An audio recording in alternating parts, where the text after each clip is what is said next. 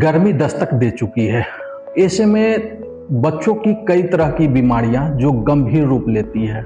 स्थिति यह होती है कि ज़रूरत पड़ने पर बच्चों को ना तो एनआईसीयू मिल पाती है, ना ही पीआईसीयू मिल पाती है। ऐसे में हम बच्चों को कैसे बेहतर घर में ही रखें या कैसे उनको सुरक्षित रखें, यह जानने के लिए आज हमारे बीच मौजूद है पटना मेडिकल कॉलेज अस्पताल के वरीय प्राध्यापक डॉक्टर अनुराधा सिंह। हम इनसे जानेंगे कि बच्चों की सही पोषण क्या है, कब से उन्हें दूध बंद कर देना चाहिए, कैसे उनको भोजन कब से लेना चाहिए। पहले तो ये हमारा बिल्कुल। तो होता क्या है कि बच्चे को जन्म के तुरंत ही बाद जितनी जल्दी हो सके माँ के दूध स्तनपान कराना चाहिए। ये इसलिए जरूरी है कि हर दूध, जैसे मान लीजिए गाय का दूध गाय के बच्चे के लिए उपयुक्त है, भैंस का दूध भैंस के बच्चे के लिए उपयुक्त है, उसी तरह से माँ का दूध माँ के बच्चे के लिए उपयुक्त है। और जो पहला गाढ़ा दूध होता है जिसको कई लोग फेंक देते हैं, जिसको कोलेस्ट्रम बोला जाता है, उसमें इम्यूनोग्लोबुलिन्स होता है, एंटीबॉडीज होता है जो बीमारी से लड़ने की क्षमता बढ़ाती है। और स्तनपान कराने के कई फायदे हैं। एक तो कोई परिवार पे खर्च का बोझ नहीं होता। अगर आप गाय का दूध या डब्बा का दूध पिलाते हैं तो कम से कम 3 से 4 हजार प्रति माह का खर्च है, जिससे बच्चों को पूरा बचाया जा सकता है। दूसरा है कि वो दूध टेलर मेड है।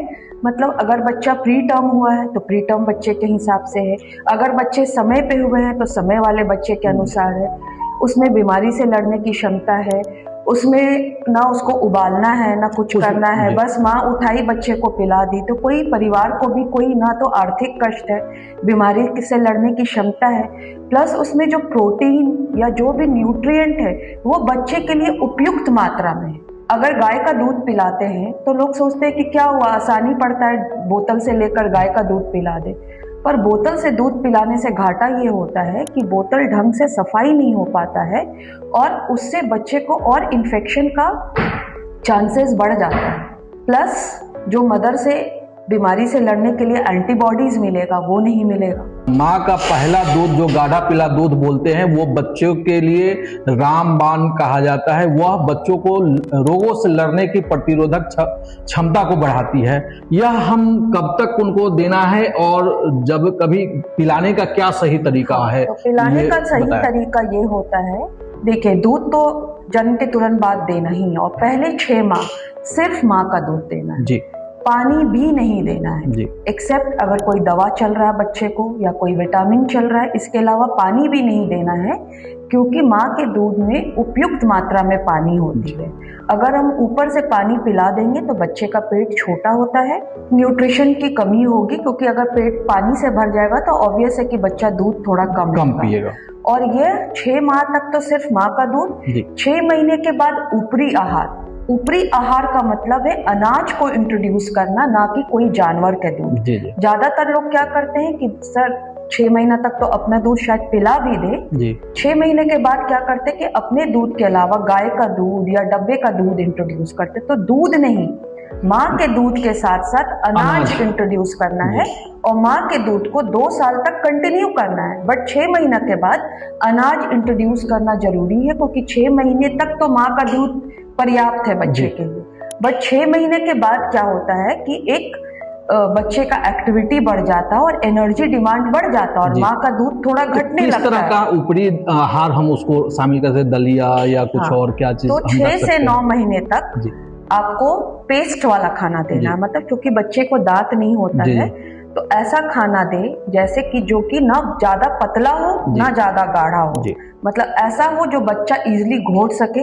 ज्यादातर लोग क्या करते हैं कि दाल का पानी, तो दाल का पानी नहीं देना है, दाल देना है, पतला खिचड़ी बनाकर देना है, दलिया देना है पेस्ट के फॉर्म में। तो जो भी देना है गाढ़ा के फॉर्म में देना है और ऐसा पेस्ट में देना है जो बच्चे आराम से उसको निगल सके। मतलब बहुत गाढ़ा होगा तो वो घोट नहीं पाएंगे और बहुत पतला होगा तो बच्चे को न्यूट्रिशन नहीं मिलेगा।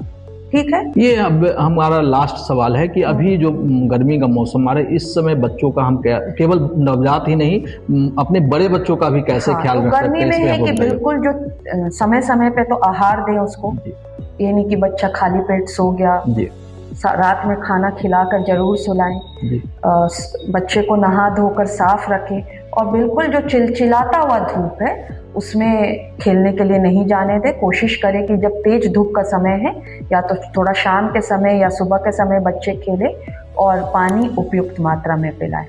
फल वगैरह क्या फल जो भी मौसमी फल हैं, जी, आम हो गया, लीची हो गया, जो भी अब मौसमी फल है उसका सेवन कराएं, पानी उपयुक्त मात्रा में पिलाएं। जी, धन्यवाद मैडम आप हमें जुड़ने के लिए। यदि आपके भी कोई प्रश्न हो तो हमें कमेंट सेक्शन में दे सकते हैं, ताकि मैं अगली बार आपके प्रश्नों को लेकर के ही यह वीडियो बना सकते। हमसे जुड़े रहने के लिए हमें हमारे चैनल को सब्सक्राइब करके रखें। धन्यवाद।